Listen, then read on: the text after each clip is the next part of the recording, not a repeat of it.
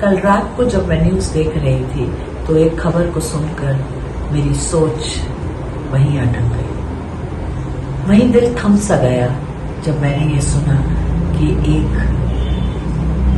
बच्चे ने फिर आत्महत्या कर ली। एक बच्चे ने फिर अपने जीवन को खुद ही तमाम कर दिया।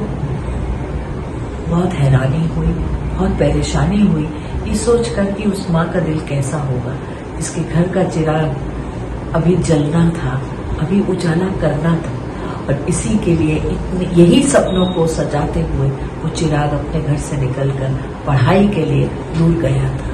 लेकिन वो चिराग अपने समय से पहले ही बुझ गया और वो चिराग ने खुद ही अपने आप को बुझा दिया। ये ख्याल मुझे सारी रात सताता रहा, सारी रात तड़पाता रहा। आज इसी तड़प से मैं आपके साथ जुड़ रही हूँ गीतांजलि की काउंसलिंग में। आप सबको नमस्कार। आज हम बात करने वाले हैं इसी मुद्दे पर कि क्यों एक व्यक्ति ये फैसला करता है कि मुझे अब और नहीं जीना, बस अब और नहीं जीना, और वो खुद ही अपने जीवन का अंत करे। क्या हो जाता है उनके मन को, कैसे उनकी इच्छाएं सारी बुझ जाती हैं, कैसे वो इतना कठोर फैसला कर लेते हैं, कैसे वो इतने सख्त जान हो जाते हैं कि वो खुद को इतना दर्द देते हैं, इतना दर्द देते हैं कि वो दर्द उनके जीवन का अंत कर देता है। ये बहुत गंभीर समस्या है। ये कोई यूं ही चलते रहते बात करने का मुद्दा नहीं है।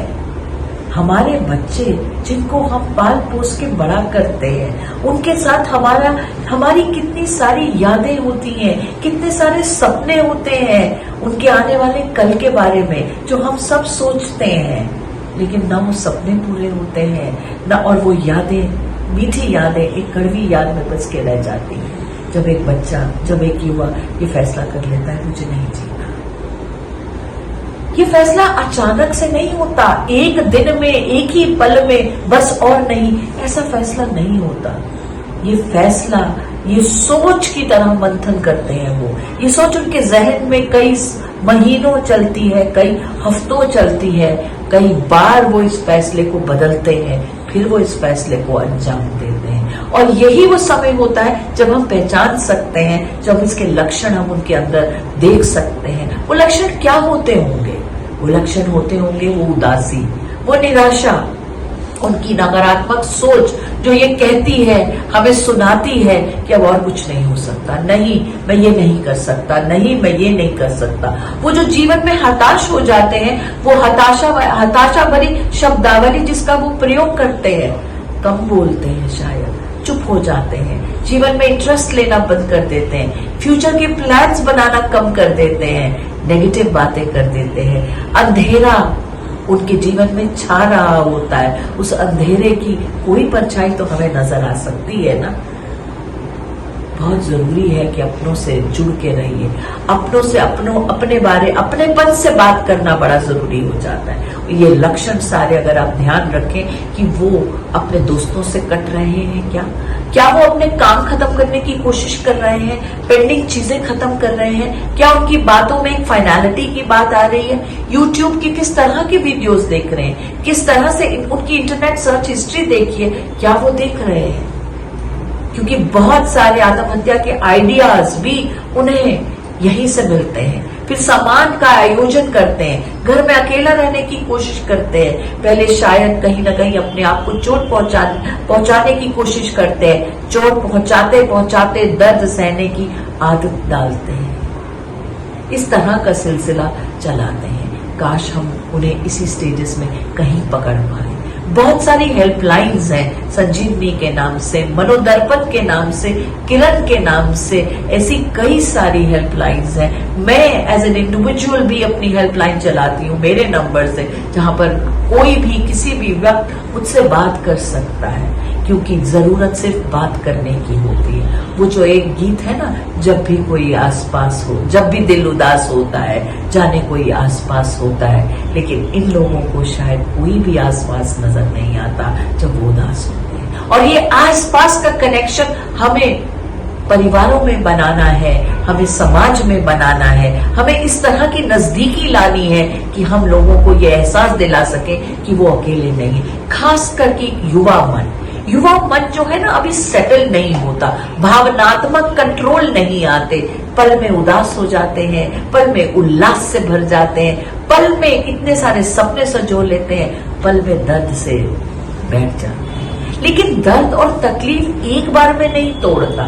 जब कहीं आत्मसम्मान हर्ट होता है, उसको ठेस पहुंचती है, उनके आत्मसम्मान को, उनके भविष्य के बारे में कोई बात कुछ अलग तरीके से कर दी जाती है, उनके बॉडी इमेज के बारे में, उनको उनके शरीर के बारे में, उनके रंग रूप के बारे में, उनके समाज के बारे में, उनकी जाति के बारे में कई बार इस तरीके से छेड़ा जाता है, मजाक किया जाता है, बार बार तंग किया जाता है। ये सब तंगी जो है उनके मन में तनाव ले आती है और इस तनाव का छुटकारा उन्हें एक ही तरीका नजर आता है, वो अपने आप को कमजोर महसूस करने लगते हैं। उन्हें लगता है कि बाकी सबको ये परेशानी नहीं आ रही, मुझे आ रही है, तो वो एक कमतरी का एहसास लेते हैं कि शायद मुझ में ही प्रॉब्लम है, ये जो मुझ में ही प्रॉब्लम है, मैं ही कसूरवार हूं। ये गिल्ट जो है, ये गिल्ट उनकी शब्दावली में, उनके संवाद में नजर आता है। हमें देखना होगा, बहुत जरूरी है कि जब हमारे बच्चे बड़े हो रहे हैं, जब हमारा युवा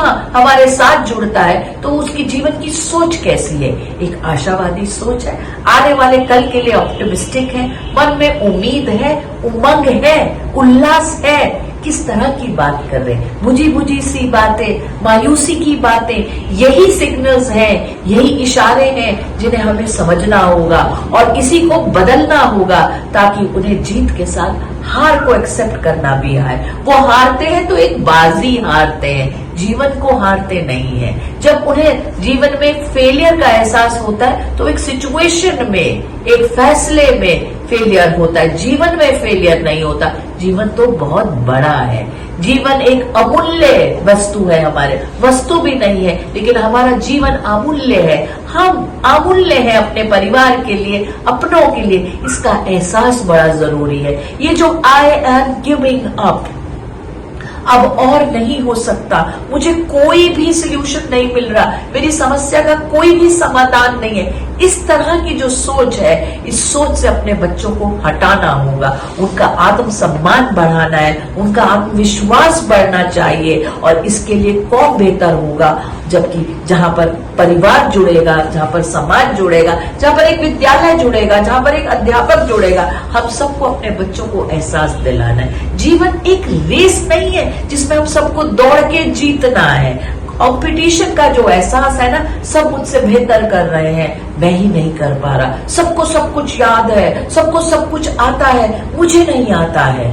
ऐसा क्यों लगता है? क्योंकि एक इम्तिहान में मैं पास नहीं हुआ, मैं 10 दिन बीमार हो गया, तो मैं इतना पीछे हो गया कि इतना फासला आ गया जो मैं तय नहीं कर पाऊंगा। जरूरत है उस वक्त हल्के से पुश की, जरूरत है उस वक्त कुछ सांत्वना भरे लफ्जों की कि तुम कर लोगे भाई, मैं तुम्हारे साथ हूं। एक फोन कॉल पे एक आवाज जो उन्हें ये कह दे कि मुझे पता है तुम कर लोगे, कुछ इस तरीके से करके देखो।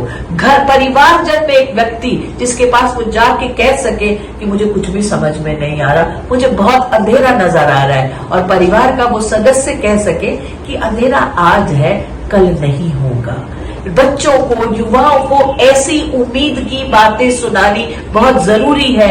आपका और मेरा आपकी और मेरी ये जिम्मेदारी बनती है कि हम अपने बच्चों को उम्मीदों से जोड़े रखें, अपने युवा शक्ति में इस उम्मीद की ऊर्जा भरें, ताकि वो अपने जीवन को इस तरह से असमय अंत ना करें और अपने जीवन की जितने भी सपने वो जीवन के बारे में देख रहे हैं, उन सपनों को वो पूरा कर सके।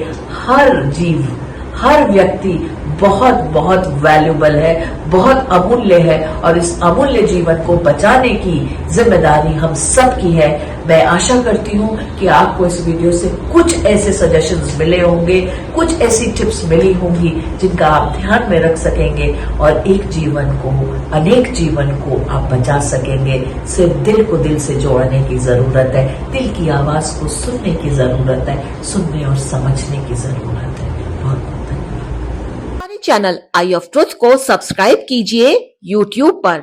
इसे फॉलो कीजिए फेसबुक पर, इंस्टाग्राम पर, ट्विटर पर और कू पर। हमारे चैनल के बारे में फीडबैक देने के लिए हमें मेल कीजिए ioftruth.6@gmail.com पर।